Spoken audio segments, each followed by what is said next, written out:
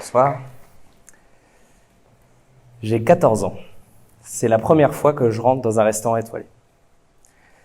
Il y a des dorures au plafond, des nappes blanches, des serveurs qui retirent avec un timing parfait les cloches sur les plats, des plats avec un dressage méticuleux et chirurgical. C'est un monde de rêve, de perfection, de luxe même. Ça a été un coup de foudre. Je me suis dit, c'est ça que je veux faire. Je cuisinais tout le temps. Quand je rentrais de cours, la simple pause goûter se transformait en 2 heures de cuisine minimum. J'en foutais partout, mon père hurlait. J'absorbais tout, je connaissais le guide Michelin par cœur. Je réalisais même des dîners avec mes voisins, où je leur demandais que les plats que j'avais réalisés pourraient se trouver dans un restaurant étoilé. C'était une obsession. Certains rêvent NBA, Première Ligue. Moi, je rêvais Robuchon, Ducasse, Passard, Redzepi.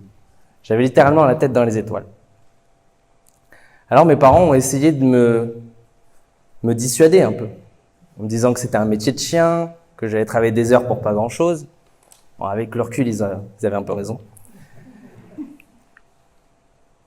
Ils étaient en plus soutenus par mes professeurs qui disaient que j'étais destiné à de longues et belles études. Fait une école de commerce ou fait une école hôtelière, ça c'est la classe. Quand on veut, on peut. Moi, j'ai pas pu. Déjà parce que les tarifs des écoles hôtelières suisses ont vite calmé mes parents. Et ils se sont vite rendus compte que mes cours de philo ou de SES étaient beaucoup plus remplis d'idées de plats ou de croquis que de cours. Passe ton bac d'abord. C'est ce qu'ils m'ont dit. Je l'ai eu miraculeusement, avec mention. Et puis, ils ont accepté. Donc, j'allais faire, à 18 ans encore puceau, l'école de gastronomie française Ferrandi. J'avais aucune idée de ce qu'était le vrai travail. J'étais un gosse. J'ai promis à mon père que j'allais devenir le plus jeune chef étoilé de France. Bon, spoiler alert, je l'ai pas été. Et j'ai quand même mis toutes les chances de mon côté. Donc, j'ai ouvert le guide rouge. J'ai cherché le restaurant étoilé le plus proche de chez moi. Puis je suis allé toquer à la porte. Là-dessus, il y a un immense monsieur qui m'ouvre la porte.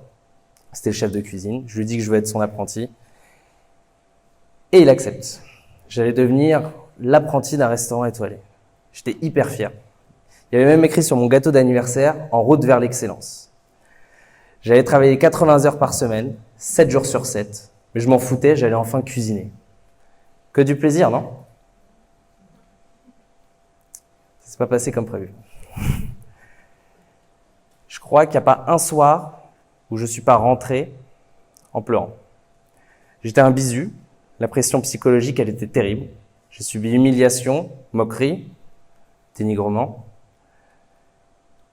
En fait, l'ambition du chef de cuisine à l'époque, c'était de me détruire pour me construire comme lui il le souhaitait. Et je vous rassure, mon cas, il n'est pas isolé. Des milliers de cuisiniers pourront vous raconter leurs déboires d'apprentissage, parfois avec des violences physiques. J'y allais chaque matin avec la boule au ventre, en me disant qu'est-ce qui me réserve aujourd'hui. En fait, je ne sais pas si vous avez vu Ratatouille, mais Linguini, c'était moi. Et mes parents me regardaient en me disant « Mais Vic, on arrête tout ». Je me regardais dans le miroir, j'avais perdu 6 kilos, j'avais des cernes jusqu'aux pieds. Je regardais mes mains brûlées par l'acide, parce que quand on nettoie un fourneau, généralement on utilise de l'acide. Et je me demandais, mais pourquoi ? Pourquoi je m'inflige ça ? Mon job, c'est de faire plaisir aux gens, alors pourquoi moi je souffre ? Pourquoi j'en chie comme ça ? Le métier de cuisinier, c'est un immense paradoxe. Pour l'émotion passagère que peut procurer un joli plat, derrière, il y a des centaines, des milliers d'heures de doutes, de sueur, de larmes. Dans mon job, le plaisir du client, il est lié à une montagne de déplaisirs. Non, je vais vous poser une question. Quand on va dans un restaurant, qu'est-ce qu'on recherche ? Un moment de bonheur. Il y a un client qui a une fois dit à Guy Savoy, « Vous avez rendu l'éphémère inoubliable ». C'est ça la force de notre métier, c'est qu'on crée des souvenirs. Et ces souvenirs, ils se doivent d'être inoubliables. Sinon, ils se perdent dans un océan de moments, comme on en a tous des milliers dans notre vie. Sinon, ils deviennent banals. Et c'est peut-être ça qui nous fait plus peur en tant que cuisinier, c'est de devenir banal. Que notre prestation, que nos plats, s'en foutent. Bon, il y a la rentabilité aussi qui nous empêche de dormir quand on a un restaurant, mais bon, ça c'est une autre histoire. La pression du coup de feu, elle nous transcende, mais elle nous détruit aussi, physiquement et mentalement. Il y a un parallèle que j'aime bien faire, c'est celui de la boxe. Je fais de la boxe depuis 5 ans, et en boxe, on prend des coups. Mais le pire, en fait, c'est qu'on aime ça. Et bien, la cuisine, c'est la même chose. On aime notre métier autant qu'on le déteste. Il y a une deuxième chose qui s'est passée aussi pendant ces années, c'est que j'ai développé une certaine haine des cuisiniers avec lesquels je travaillais. Mais je vais appeler ça un peu le syndrome de Stockholm culinaire.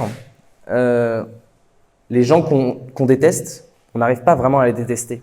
On les admire. Il y a un profond talent, il y a un profond respect qui est dû à leur talent, à leur engouement, leur passion, leur dévouement pour leurs clients et leur restaurant. Et c'est pour ça un peu que c'est un métier de fou. C'est parce que c'est un peu maso. On explose un peu l'usage de produits, que ce soit drogue, alcool, clope. On pulvérise les moyennes d'usage quotidien, nationalement. J'ai tenu comme ça pendant 5 ans. J'ai frôlé une petite dépression à l'âge de 20 ans, où j'étais dans un stage dans un 2 étoiles Michelin.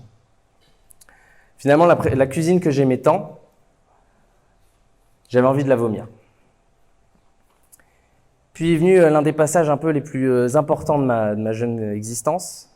J'ai voulu changer d'air. Je suis parti en Australie et je suis revenu.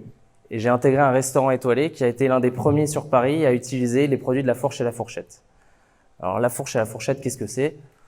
Je vais la faire simple. En gros, l'agriculteur envoie ses produits le mardi matin, le mardi midi, ils sont dans l'assiette du client et il n'y a pas d'intermédiaire. Ça, c'est révolutionnaire.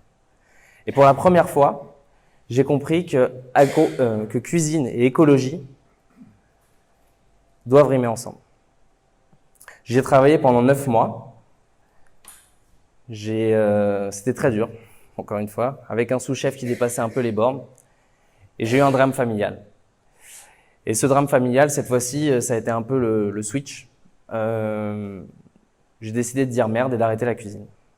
Terminé.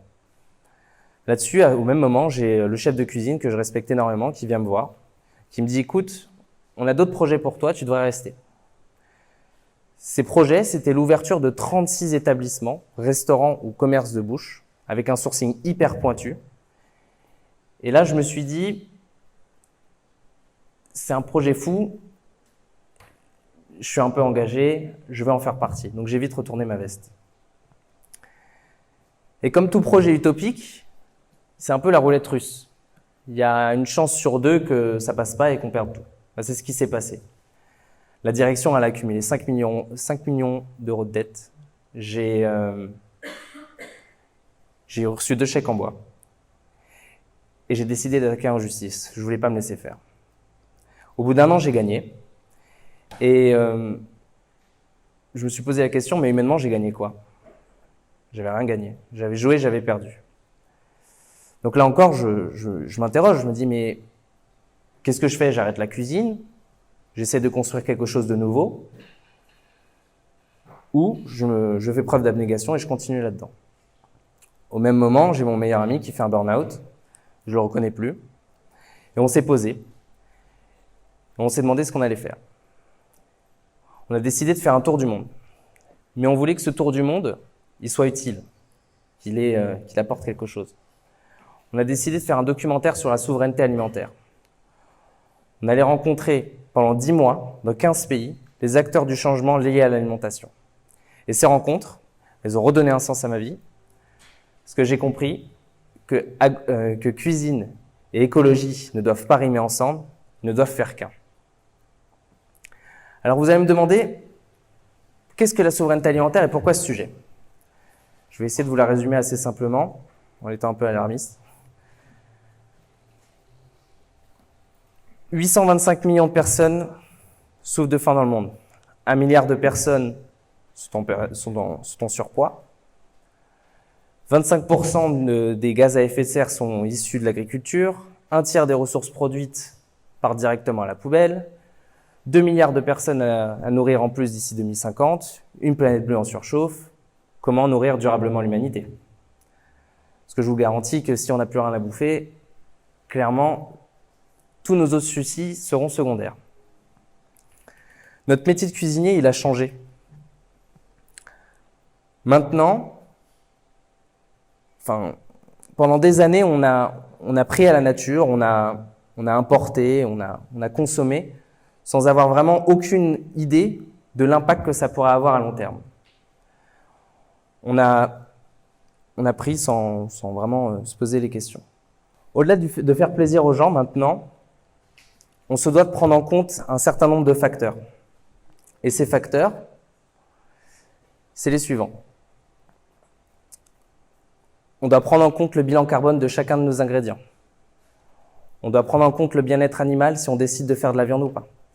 On doit prendre en compte le mode de pêche utilisé, s'il est responsable des écosystèmes marins ou non. On doit prendre en compte le mode de maraîchage utilisé, sa rémunération. On doit expliquer à ses clients qu'une tomate, c'est de juin à septembre, qu'il n'est pas normal qu'il y ait écrit Pays-Bas alors qu'on sait en faire ici en France. On doit expliquer à ses clients qu'on doit demander juste et sain au bon prix, que 1% de la population française nourrit les 99 autres.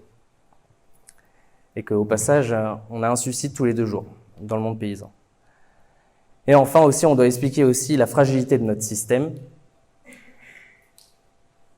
Je suis parisien, donc en Île-de-France, c'est 4 jours d'autosuffisance alimentaire.